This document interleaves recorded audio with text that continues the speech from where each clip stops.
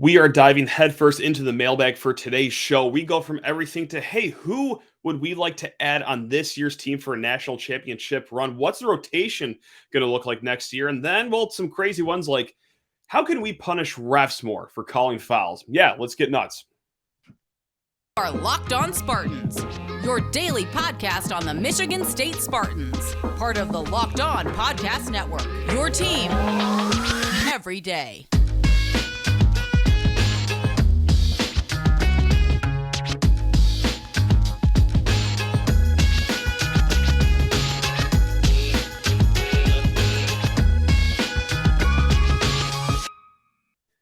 My favorite people in the world, Locked On Spartans listeners, Spartan fans, Spartan family, welcome to another edition of this here show on the Locked On Podcast Network. I'm your host, Matt Sheehan, and I will be guiding you through this mailbag extravaganza that we have for you today.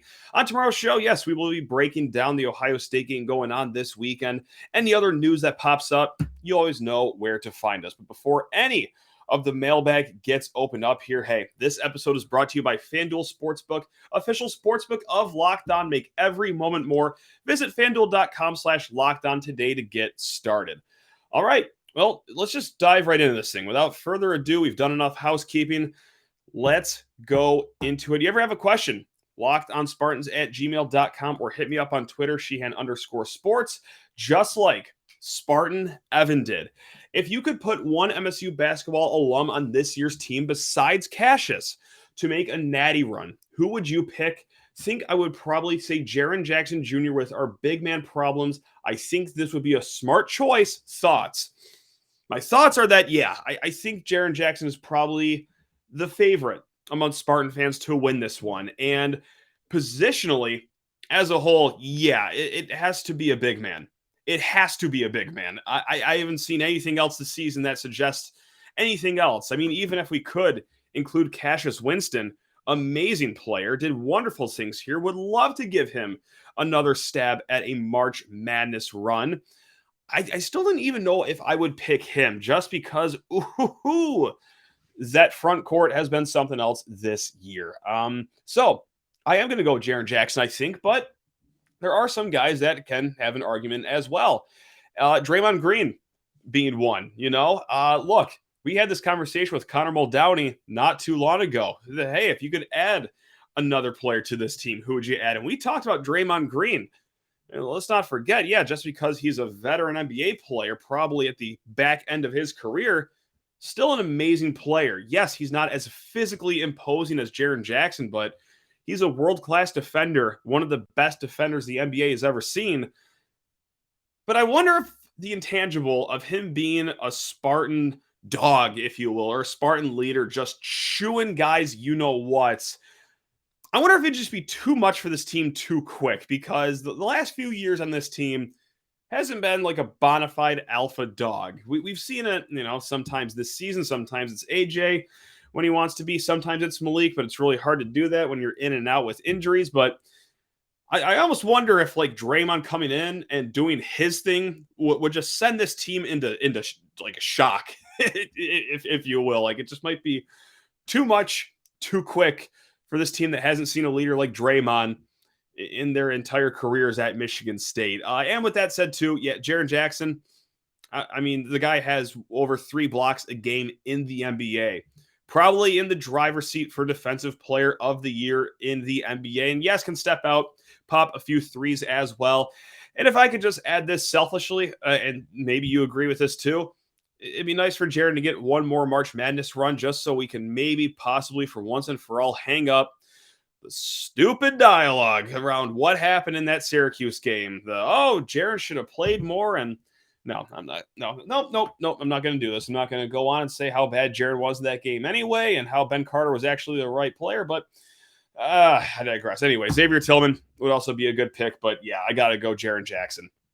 No question about it. That's a great question to bat lead off. Hopefully you guys didn't turn this off after I went on my little Syracuse game rant. But we will move forward with the question from the one, the only Ryan Cole. Always comes in with good questions for these mailbag episodes. And he says, should Tom Izzo and or Mark Dantonio get statues on campus? If so, where should they go, and what pose/stance should be used. Now, if you're watching on YouTube, it is a small painting here, but there's Tom Izzo with the clenched fist yelling at Aaron Henry. That would maybe not be a good statue idea for the greater public, but if you're like me and you kind of like that moment, I don't know, it ended in a Final Four run, yeah, that would be my statue. But let's say that we're pandering to the greater good of the university. You don't want a controversial moment being your statue. I think that it should be a statue. First of all, yes, I do think Izzo should absolutely get a statue somewhere on campus and make it 80 feet tall, despite what's been going on this season and the last few. Still a legend. I think it should be one of him on a ladder with a net, in his fist above his head. You could pick any of the 8 photographs from Final Four trips, or really 9 photographs if you want, from one from the national title game in 2000. But on that ladder, he should be facing the direction of Indianapolis. And let me explain why here. Yes, he has won 3 Big Ten tournament titles in Indianapolis, but he has also been to 3 Final Fours in Indy as well. All right, this man has a knack for going to Indy. We're talking 2000, the national title year, so that's a bonus onto that. 2010 and 2015, so 8 Final Fours, 3 of them have been to Indy.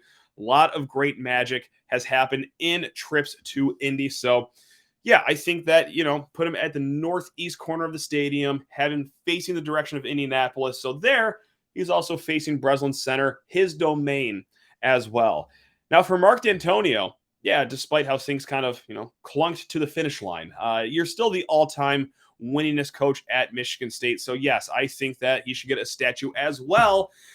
And the statue I would want of him is the picture with Rich Homie Quan. I want the picture of him with his arm around Rich Homie Quan as the statue. Or on a real note, I guess I could be serious about this question once again.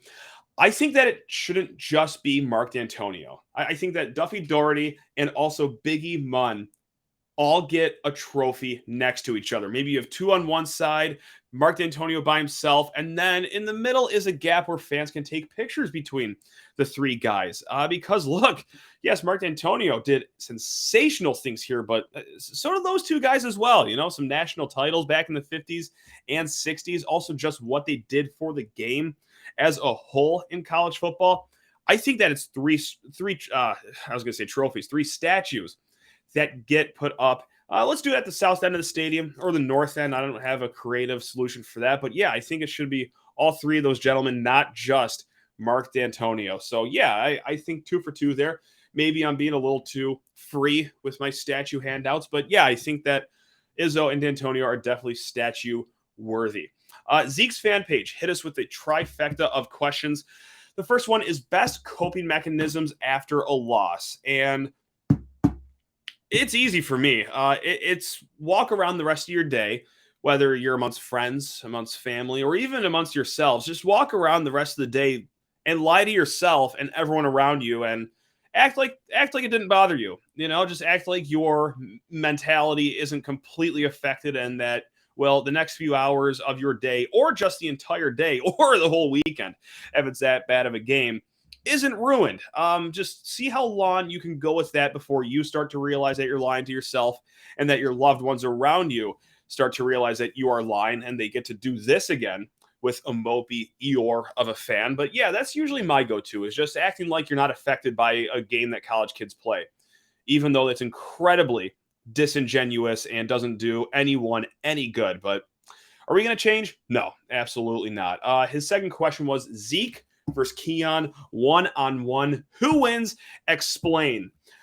I don't know what we're competing in, but you know what? I'm feeling, that's right, this is going to upset a lot of people. I'm feeling the Keon fever. That's right. I'm feeling the neon Keon Coleman fever. So I don't care what it is. I don't even care if it's Frisbee catching. Seen a lot of good tape of Keon Coleman lately in season, also practicing in the offseason with Caden Hauser. Yeah, I'm all in on the Keon Coleman hype train. So yes, for Zeke's fan page to be writing that question in, I'd probably just let you down right there. And the third question that he asks is most random MSU bucket list item. I don't know if I really have a ton of random ones. Like, I would love to kick the Buick field goal challenge between the third quarter and the fourth quarter at Spartan Stadium. Just that little 30-yard field goal, but you go out there, you're wearing tennis shoes, you're in front of 50, 60, or 70,000 fans, and more times than not, it does not go right. I just want to see how hard of a field goal that really is. I mean, so that's one. And also, this is more of a serious one as well. Go to a first weekend site with the team for March Madness. Just go out to a location where there's 8 or 7 other fan bases total, because there is something really cool about that, right? Like, I've been very fortunate to go to 2 Final Fours, and it's even cool just being in the melting pot of 3 other fan bases with so much at stake. Nothing beats March Madness, being there in person. So, yeah, I would go to like a first weekend site. Like, let's say, for example, this year, Orlando. Columbus, that'd be fun. It's close, it's drivable. But if you're able to like travel far, that'd be a lot of fun, I think. So that's where I kind of stay with the bucket list items right there, just as a sports fan. We got a lot more coming, gang. But first, I just need to talk your ear off about FanDuel Sports. It is almost here, Super Bowl 57, and you need to gear up with the number one sports book in America. That is FanDuel. This year, quite simply put, the only app you need at your Super Bowl party is FanDuel. And if you are new to FanDuel, that is even better. They have so many great features that make betting on sports fun and easy. Download FanDuel now so you can bet Super Bowl 57 with a no-sweat first bet. You'll get up to $3,000 back in bonus bets if your first bet doesn't win.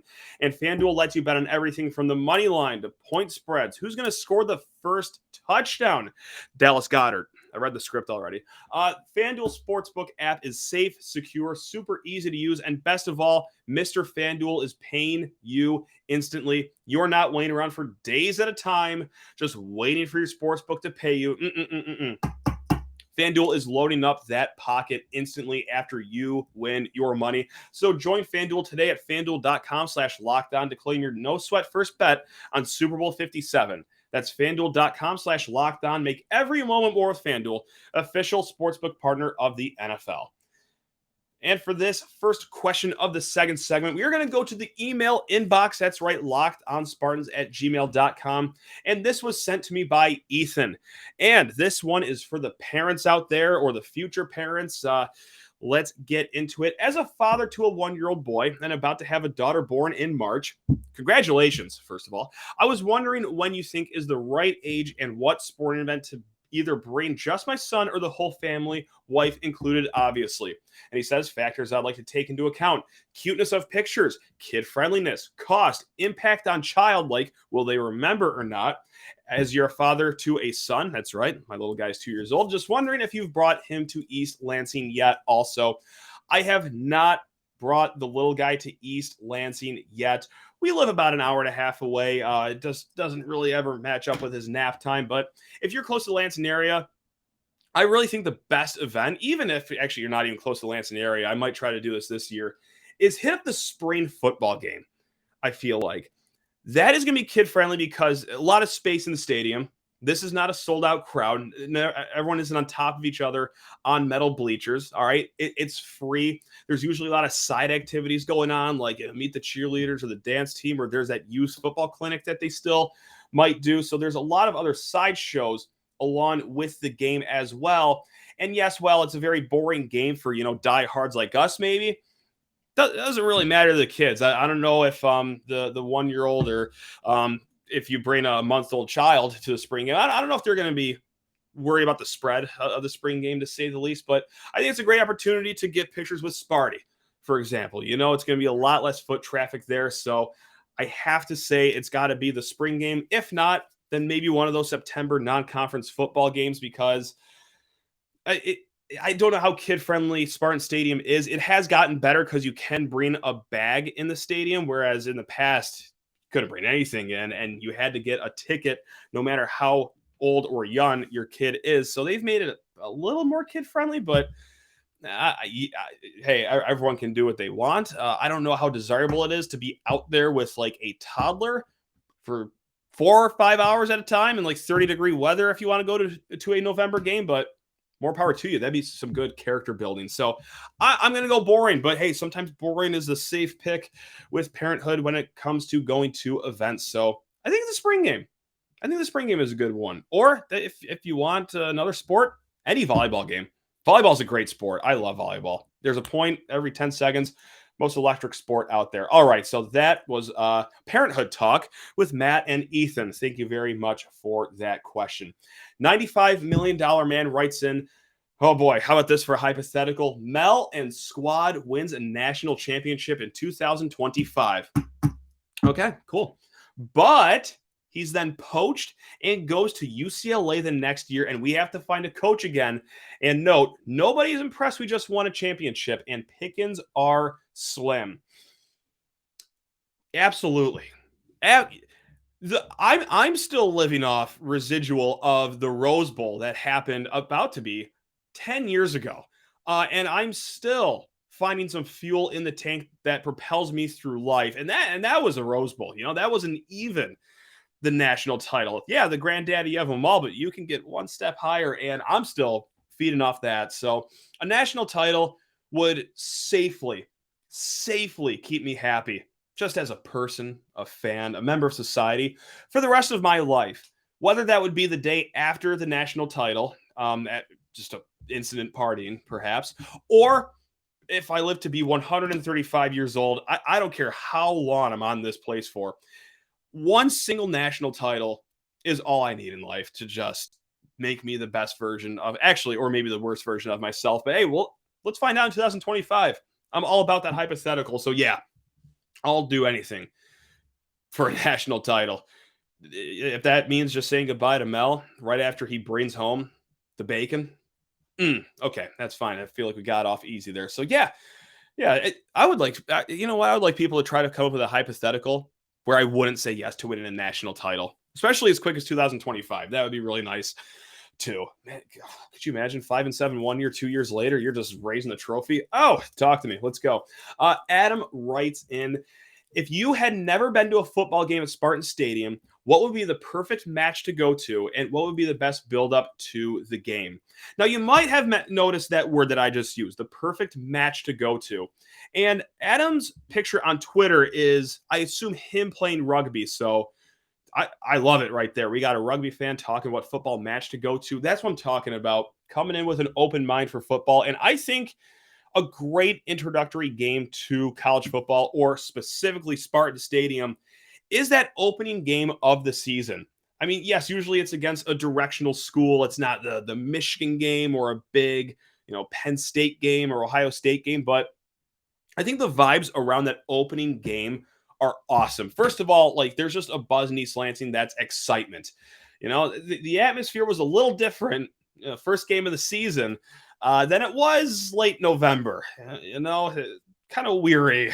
Once we're at week 10 or 11, you're like, hope we can go 6-6. But hey, everyone is bright-eyed and bushy-tailed at the start of the year. And also what helps too is with that directional school, this year it's going to be Central.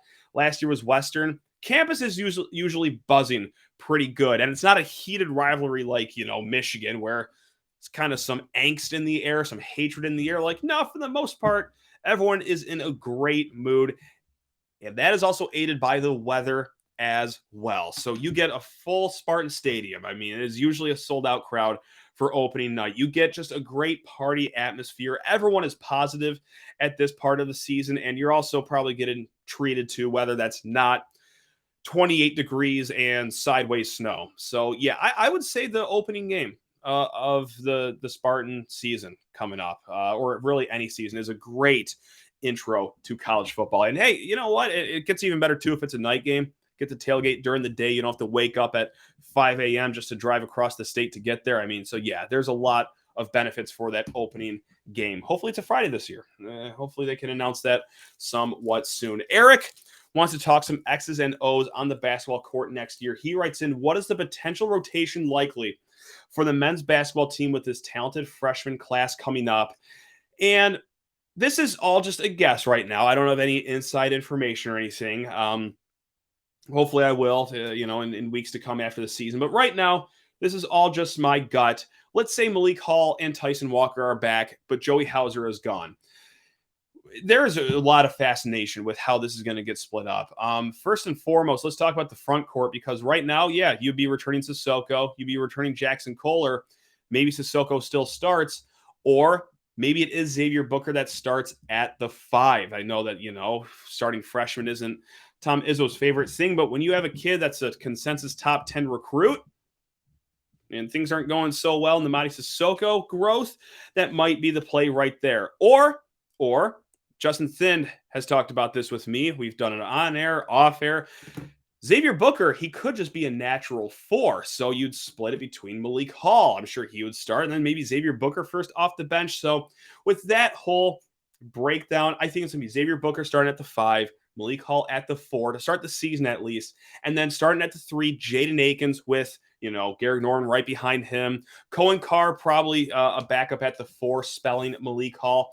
And then at the 2 and the 1, so the point guard and shooting guard, fascinating what you do here. Right now, it's probably very, point blank obvious to start the season. It would be AJ Hoggard, if I could talk, AJ Hoggard at point guard, and then Tyson Walker as your shooting guard.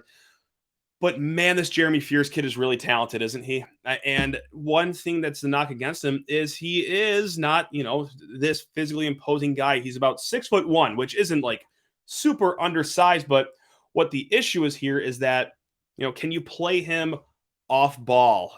Like, let's say that, okay, AJ Hoggard is the starter and then Fears wants to. So I don't know. I think he is going to be the first guy off the bench. Graham Couch actually just wrote a column for Lansing State Journal talking about Jeremy Fears and how he can be a potential starter. But man, if Tyson Walker's back, I don't know if you have Walker coming off the bench just so Fears can start. And then that means you have a backcourt with 2 guys with, jumpers that aren't really all there yet.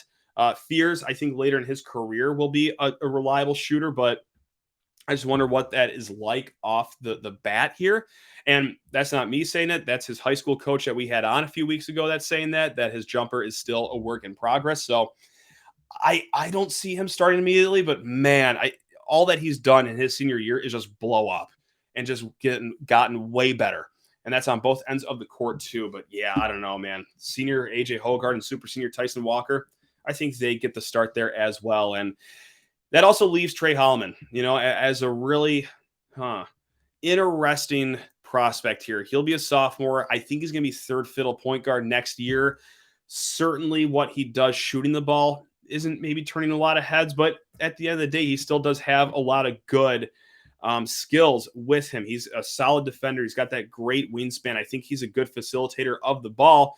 So far this year, I've said it many a times, that he reminds me of just Tum-Tum, but tall. He's a tall Tum-Tum, which for your true freshman season, as a guy that was rated as a 4-star guard in the 60s or the 70s, I believe, like that's fine for your freshman year. But if that keeps continuing throughout his career where it's not really an offensive threat, you're kind of playing with the power play all the time, like you could very easily get jumped by Jeremy Fears here right off the bat. So that's how I see the point guard pecking order: AJ Hoggard, Jeremy Fears, Trey Holloman. So again, this is going to be very fluid going into the offseason with what Malik's going to do, Tyson's going to do, what Joey's going to do. But there it is right there. And also, well, if anyone, God, is going to transfer. So Jay Krupp. This question made me laugh from Jay Krupp. Oh, man. Big Ten basketball referees. All right. We're all kind of sick of them. And they're blowing calls for Michigan State. They're blowing calls for teams playing against Michigan State. I digress. Big Ten basketball referees must wear an ankle bracelet that delivers an increasingly painful electric shock in tandem to the number of team fouls that are called. Yes, it's a great way to limit the whistles being blown during games. Love that. What are some other outlandish ideas that we can use to get them under control? Jay Krupp writes. I only got 3, and none of them are better than the electric bracelet that you're zapping these guys with. Oh, man, you would never see a team in the bonus for the rest of the year. It'd be great. So they have the coach's box, right? Like they have that little line in the court. And in theory, that's supposed to keep coaches in their little area. If they cross that line, that's a foul. I believe it's a technical. First they get warned. Whatever. It's the most broken rule of college basketball. But let's say they want to start enforcing that rule. They make that a hard line that you cannot cross. Every time you blow a whistle to call a foul on that team, that line gets extended down the court. All right. So let's say it gets moved down 2 feet. every time a whistle is blown. Now that coach, at the end of the game, let's say you just called 16 fouls against that team with 2 minutes left in the game, and it's Tom Izzo that has his line extended. He can go all the way to the other team's bench to follow that ref down the court and badger him, absolutely rail him in his ear for the game. That's right. So, okay, we're going to keep it this big, the normal coach's box. But yeah, once we get to the double bonus, it's not just going to be that little 20-foot allotted area that Coach Izzo gets to scream at you at. Instead, now he has 86 feet to walk down the court and just give it to you verbally. So yeah, think once or twice before you blow that whistle. Another idea I had is every foul raises the thermostat in the referee's hotel by 3 degrees. So let's say they start at a baseline at 67 degrees or 70 degrees. But if they call, let's say 10 fouls, that's right, just 10 fouls, that raises their thermostat by 30 degrees when they get back to their room. So yeah, if you don't want it nice and balmy back at the Quality Inn or the Graduate or the Marriott, I don't know where they stay, but if you don't want 97 degrees in your room, let's keep that whistle in the pocket. Let's let the boys play. Let's make this like old school Big Ten basketball the way God intended it to be played. And the last one I had too, this is a simple one. Every time the whistle's blown, their shirt gets tighter. I don't know further explanation on that. Just, they start the game just in a normal adult large shirt, and then by the end of the game, if they blew too many whistles, well, that's now a youth medium, and you look like a fool. So, and it's probably very uncomfortable as well. And the student section is probably going to make fun of you. It's going to be a miserable time for you. So, yeah, let's start trimming down these whistles. Or if you're going to blow the whistles, just make them all beneficial for Michigan State. So, yeah, that's what I got. Michigan Sports writes in your opinion, who wins the next national championship between Michigan State football or basketball? My quick answer is basketball. And look, I know the recent track record for basketball hasn't been great. And no, it's not so much to do with MSU going 5-7 this year on the football field, as much as it is to do with just what the national title winning teams are actually doing. Basketball, look, it is statistically proven that, it is the 1 seeds that win the most of these tournaments. You have to be a top 3 seed in March to have like a realistic mentality of winning in March Madness. And maybe next year's team can get to a 3 or a 2 seed. Yes, of course, an 8 seed won once, but you do have to be good in college basketball. But in college football, you have to be great at being elite. That there is no variance. There is no wacky tacky March Madness magic going on where you do have to win 6 games in a row, which is very hard. When you reach the mountaintop of going to the college football playoff with a most likely 12-0 record or 13-0, I guess if you want to count the conference championship, or 12-1, like, you are incredible. And also when you're doing this off the field, recruiting as good as you are, like Alabama is, okay, how good do we feel about this class coming off a 5-7 season? It is a historic class for Michigan State, the most 10 stars to enter a class at the same time. MSU is 10 4-stars. Okay, 10 4-stars. That is a really good class. Are you sitting down for this? I hope you're sitting down for this. Alabama this year had 9 5-stars. Okay, Georgia has 5 5-stars and 20 4-stars. All right, these guys are fielding minor league NFL teams. Alabama's average recruit ranking this year is a 94.69. That was just average. That was just average amongst their 20-some players that they got. That's just the right in the middle guy. Mel has done great things here with recruiting so far at Michigan State. Do you know how many guys he's brought in that has a higher rating than the average of Alabama's recruit this year? In Mel's 3 years. It's one guy. It's by Job. So, yes, recruiting isn't anything, I guess we could all say and lie to ourselves, but it kind of matters a lot. And, yeah, anytime you watch the national title game and Georgia is just working whoever it is. TCU this year, that was a bad break, Yeah. And yes, I get that TCU got to the national title game. I get that, they don't recruit that great. They had that nice win against Michigan, but okay. TCU also benefited greatly from playing, 5 backup quarterbacks on their trip to a 12-1 season to even get in the college football playoff. I'm not calling their season fraudulent. They should be very thrilled of what they were able to accomplish, but their road to a national title game was not like the others. They had great fortune throughout the season. So I'm sorry to rain on the Horned Frogs parade, but yeah, recruiting helps. And that's why Mel is just got so precious for the vision that he has here. And he knows that recruiting is going to get any team back on top, ideally. Of course, it's not a perfect formula. Just ask Texas A&M how things are going. Just ask Miami how things are ever going. Yeah, but oh my God, it's just every time you see these guys play that second Monday of January, it's just so depressing. Last question here. This is from Chopman. Favorite breakfast food? You better answer correctly. This was the gentleman that ate pancakes every single day until Samson Okunlola committed, and poor Chopman and his cholesterol and his arteries, it did not work out. He went to Miami. And he wants me to say pancakes. I know he wants me to say pancakes. And oh God, I'm starting to sweat because I can very well see me waking up tomorrow morning with Chopman at my door for answering this not the way he wants, but French toast kind of goes hard.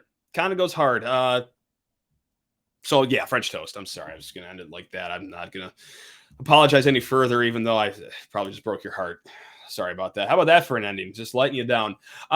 Hey, I'll try not to let everyone down tomorrow. We will be back. We're going to be breaking down the Ohio State game. We might get into some Super Bowl, if I can talk, Super Bowl prop bets. That's right, courtesy of FanDuel. But until then, hey, thank you guys so much for hopping into this mailbag with me. You guys are truly the best. Again, any questions, lockedonspartans@gmail.com or Sheehan_sports on Twitter. Go enjoy the rest of your day. Love you all. Go Green.